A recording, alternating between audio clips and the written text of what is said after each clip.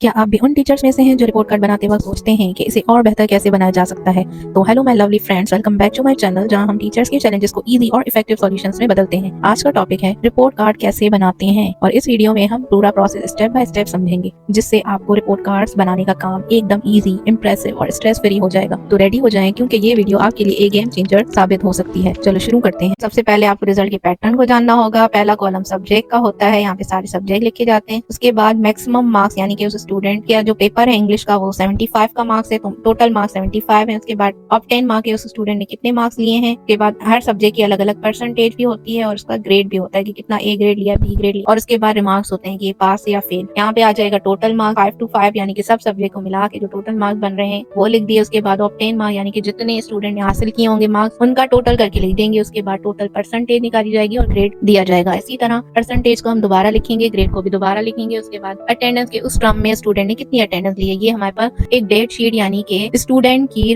Result sheet हमारे पास होती है, जिससे डेटा देख के हम रिजल्ट कार्ड पर उतारते हैं। यहाँ पे मैक्सिमम मार्क्स 75 थे हर सब्जेक्ट के, तो मैं यहाँ पे लिख रही थी सब सब्जेक्ट के 75 और टोटल मार्क्स भी हमारे पास ऑलरेडी रिजल्ट कार्ड में लिखे हुए होते हैं। हम जब उसको देख के यहाँ पे उतारते हैं। 5 to 5 थे तो हम यहाँ पे 5 to 5 लिख देंगे। आप सब्जेक्ट सब मार्क्स हो हर सब्जेक्ट के प्लस करेंगे तो आपके 5 to 5 ही स्कोर बनेगा। अब इस स्टूडेंट ने अब 10 मार्क्स यानी कि कितने मार्क्स लिए हर सब्जेक्ट, तो अब उसको सीक्वेंस से सही सही हमें नोट करना होगा कि हर सब्जेक्ट में, जैसे मैंने एक स्टूडेंट ली है भूमिका, तो उसने इंग्लिश में कितने मार्क्स लिए 75 में से। इसी तरह बाकी सब्जेक्ट के भी लिख देंगे। अब सब सब्जेक्ट के जो उसने टोटल मार्क्स लिए हैं वो भी लिख देंगे। के बाद उसकी परसेंटेज निकालेंगे। मेरे पास जो रिजल्ट शीट थी उसमें टोटल परसेंटेज जो थी वो ऑलरेडी लिखी हुई थी, तो मैं जैसे वहाँ से देख के उतार रही थी परसेंटेज भी और ग्रेड भी। 88.95% थी, A1 ग्रेड था, तो मैंने यहाँ लिख दिया। सिर्फ डेट शीट में क्या होता है कि हमें हर सब्जेक्ट की अलग अलग परसेंटेज नहीं दी जाती है, वो हम खुद निकालते हैं। मैंने यहाँ दोबारा परसेंटेज और ग्रेड लिख दिया नीचे। अब हर सब्जेक्ट की अलग अलग परसेंटेज हमें खुद निकालनी होती है कैलकुलेटर से।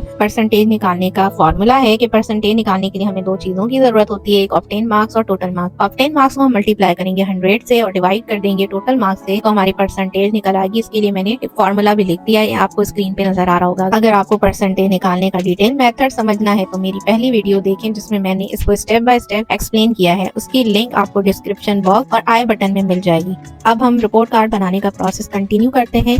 परसेंटेजेस को बार बार निकालना थोड़ा डिफिकल्ट होता है, तो इसलिए मैंने उसके लिए एक शीट बना के रखी थी, जिसको देख के मैं जस्ट कॉपी पेस्ट यानी कि डाटा जो है वो फिल कर रही थी। हर रिजल्ट कार्ड के लिए हमें परसेंटेज की नीड होती है, तो मैंने जैसे ये टोटल मार्क्स 75 थे इस हमारे फर्स्ट टर्म में, तो मैंने सबकी एक परसेंटेज निकाल के कैलकुलेटर से मैंने एक शीट बना के रखी थी। ये शीट अगर आपको चाहिए तो मैंने इसी वीडियो के लास्ट में इस शीट को भी ऐड कर दिया है, आप वहां से इसका स्क्रीनशॉट ले सकते हैं। अब देखिए ये काम कितना आसान हो रहा है। मैं ये शीट पे परसेंटेज देख रही हूँ, नंबर देख रही हूँ, ग्रेड देख रही हूँ और बस लिख रही हूँ। जैसे 64 मार्क्स लिए हैं 75 में से एक स्टूडेंट ने एक सब्जेक्ट में, तो मैं यहाँ से परसेंटेज मार्क्स देखूंगी, फिर परसेंटेज देखूंगी, ग्रेड देखूंगी, किस ग्रेड में आ रहा है वो नंबर, तो वहाँ पे लिख दूंगी। इसी तरह अब जैसे मेरे दूसरा नंबर है 57 मार्क्स हैं, तो उसकी परसेंटेज 76 बनती है, मैंने लिख दिया, और उसका ए ग्रेड आ रहा तो वो भी लिख दिया। कंटिन्यू ऐसे ही आगे मैं दूसरे सब्जेक्ट के भी लिख दूंगी। तो ऐसे मैंने तमाम कॉलम्स फिल कर दिए। Maximum marks, of 10 marks, percentage, subject wise grade, सब कुछ फिल हो गया। अब आगे आते हैं अटेंडेंस पे के इस टर्म में उस स्टूडेंट ने अटेंडेंस कितनी दी है, तो इसकी भी हमारे पास डेटा शीट मौजूद थी, जिसमें स्टूडेंट की टोटल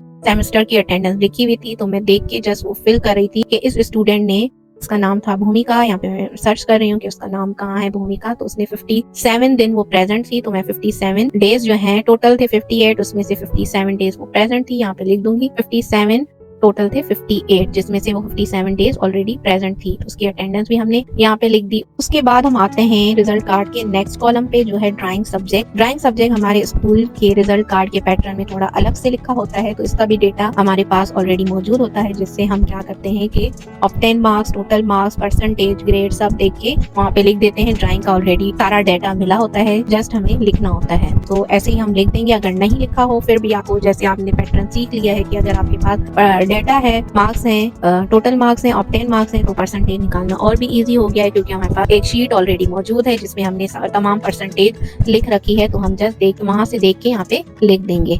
अगर आप चाहते हैं कि टोटल मार्क्स जिसमें 100 होते हैं उस रिजल्ट कार्ड की भी मैं ऐसे ही परसेंटेज वाली शीट बना लूं, तो आप कमेंट करें, मैं उसकी भी वीडियो अलग से बना लूंगी। सो वो हमारा रिजल्ट कार्ड का फर्स्ट टर्म का पार्ट था जिसमें हमने डाटा फिल किया था। अब सेकंड पार्ट को भी सेम करेंगे, पहले मैक्सिमम मार्क्स लिखेंगे, ऑब्टेन मार्क्स लिखेंगे, same process step by step करेंगे तो आपको आसानी होगी और आपका इफेक्टिव रिपोर्ट कार्ड तैयार हो जाएगा। तो ये था रिपोर्ट कार्ड बनाने का कंप्लीट प्रोसेस। उम्मीद करती हूँ आपको ये वीडियो पसंद आई होगी। अगर आपने अभी तक इस चैनल को सब्सक्राइब नहीं किया है तो प्लीज सब्सक्राइब करें और बेल आइकन को प्रेस करें ताकि आप मेरी हर नई आने वाली वीडियो से जुड़े रहें। अपने फेलो टीचर्स को भी बताएं और अगर आपका कोई सवाल या सजेशन है तो नीचे कमेंट करें। Thank you for watching and till next time stay curious, stay happy.